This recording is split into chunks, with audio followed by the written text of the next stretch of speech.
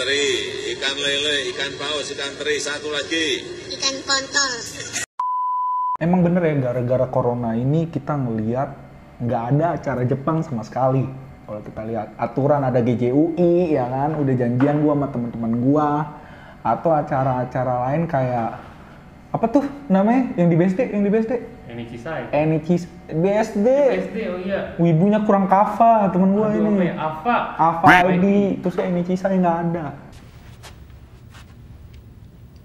No God! Nah, untuk menutupi rasa kangen gua nih, kali ini Jepang Unsensor akan membahas festival-festival di Jepangan.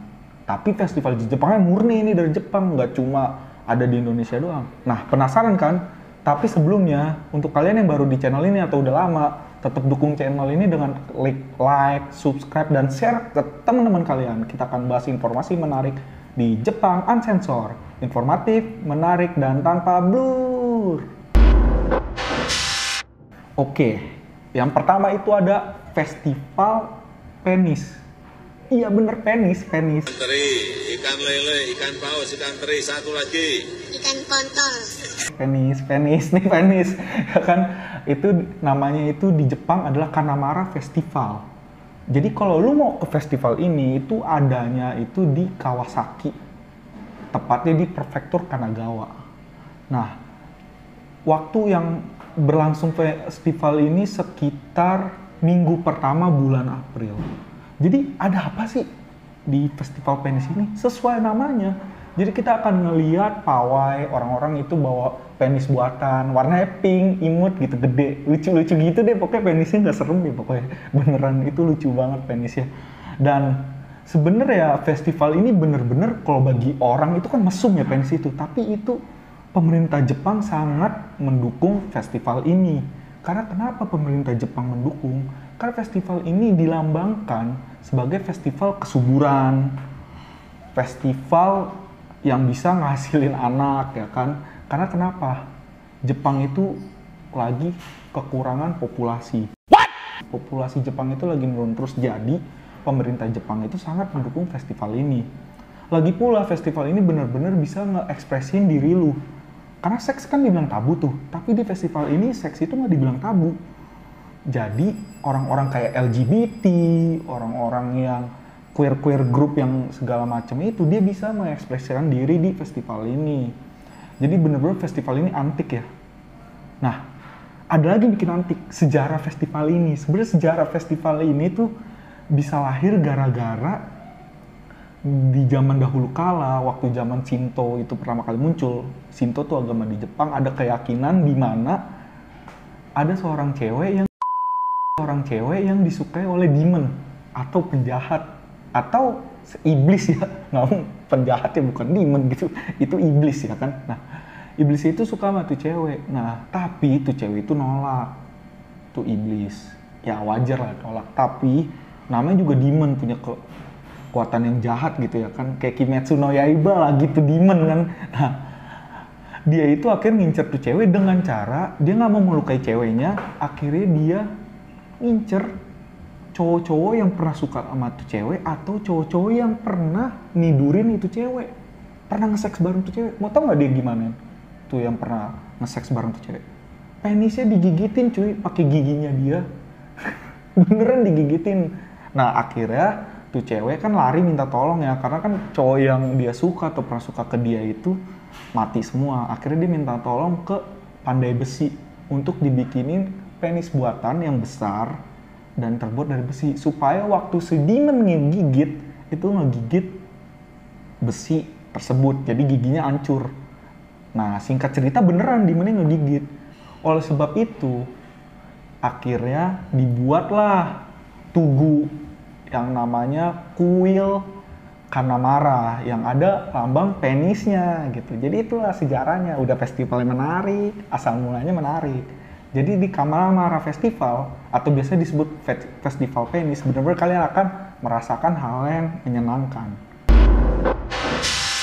Festival kedua yang gak kalah anehnya dengan festival pertama adalah festival Akutai Matsuri, atau dalam bahasa Inggrisnya itu adalah Cursing Festival. Atau bahasa Indonesianya itu adalah Festival Sumpah Serapah. Nah, festival yang menarik ini berlangsung pada minggu ketiga di bulan Desember yang terletak di Gunung Atago, Prefektur Ibaraki. Jadi, kenapa sih dibilang sebagai Festival Sumpah Serapah? Dibilang sebagai Festival Sumpah Serapah karena festival ini benar-benar nyumpahin pendeta-pendeta Shinto. Goblok lo! Yang terletak di kuil tersebut. Jadi tuh festival itu kayak arak-arakan di Gunung Atago itu lu jalan kayak capek gitu. Nah selama lu jalan nanti lu ketemu sama 13 pendeta Shinto yang menyamar jadi Tengu. Tengu itu adalah setan di Jepang atau demon di Jepang. Nah waktu lu ketemu, lu ntar ngata-ngatain kayak Bakayaro, Konoyaro. Nah jadi itu mereka itu semua pada saling ngata-ngatain si Tengu, yang dimana sebenarnya itu pendeta, ya kan? Kapan lagi gitu? Kalau nggak di Jepang lu bisa ngatain pendeta, pendeta Shinto, ya kan? Nah omongan Bakayaro, Konoyaro itu kan omongan yang bodoh lu, bastard lu gitu ya kan, kasar ya kan? Tapi sebenarnya itu bikin lu diberkati gitu sama pendetanya. Karena kenapa? Sejarahnya itu 200 tahun silam di Edo, ya kan, di zaman Edo, para pekerja-pekerja di Gunung Atago itu tadinya adalah pekerja-pekerja tekstil. Jadi ada pabrik tekstil di Gunung Atago. Nah, karena waktu zaman Edo itu gila-gilaan, industrinya segala macam, banyak para perempuan yang kerja di situ kayak merasa overwork, anjir capek banget gitu, kapitalis memerah saya gitu ya kan. Nah mereka itu meluapkan kekesalannya itu dengan berteriak-teriak Bakayaro, Konoyaro gitu untuk meluapkan kesetresan mereka. Karena industri garmen itu sadis gitu, industri tekstil yang mereka bikin kimono rajutan dari tangan, bayangin aja stresnya. Nah makanya sampai sekarang itu masih dirayakan untuk menunjukkan bahwa pekerjaan yang capek itu, orang Jepang kan kerja capek segala macam, itu bisa diluapkan melalui teriakan-teriakan sumpah serapah. Nah itu sih yang kedua. Aneh banget kan? Tenang, masih ada yang ketiga yang lebih aneh lagi. Yang ketiga itu adalah Hadaka Matsuri. Di mana Hadaka Matsuri itu biasa disebut sebagai The Naked Festival, atau bahasa Indonesia itu festival telanjang gitu. Jadi festival ini berlangsung di Saidaiji Shrine atau di kuil Saidaiji yang letaknya di Okayama. Tapi sebenarnya sih letaknya ada di banyak tempat ya di Jepang yang ngerayain festival ini. Dan festival ini berlangsung kira-kira di bulan Februari. Jadi festival ini kenapa begitu antik dan disebut sebagai The Naked Festival? Karena festival ini berlangsung dengan diadakan 10.000 cowok atau 1.000 cowok minimal itu telanjang dengan atau cuma ditutupi kain tipis lalu diberkati oleh pendeta Shinto. Nah, aneh banget kan? Jadi kita nontonin 10.000 atau 1.000 orang cowok Jepang yang telanjang dan saling bergandengan tangan lalu diberkati. Nah, itu supaya apa sih sebenarnya? Supaya pada mulanya itu berdiri karena dipercaya sama orang-orang Shinto. Waktu lu telanjang itu lu kelihatannya itu adalah orang yang bersih, pure gitu, yang benar-benar nggak terhalang apa-apa dan lu benar-benar bisa diberkati di situ supaya hawa-hawa setan gitu ya dan hawa-hawa negatif lu itu bisa kesedot dari pemberkatan para pendeta Shinto.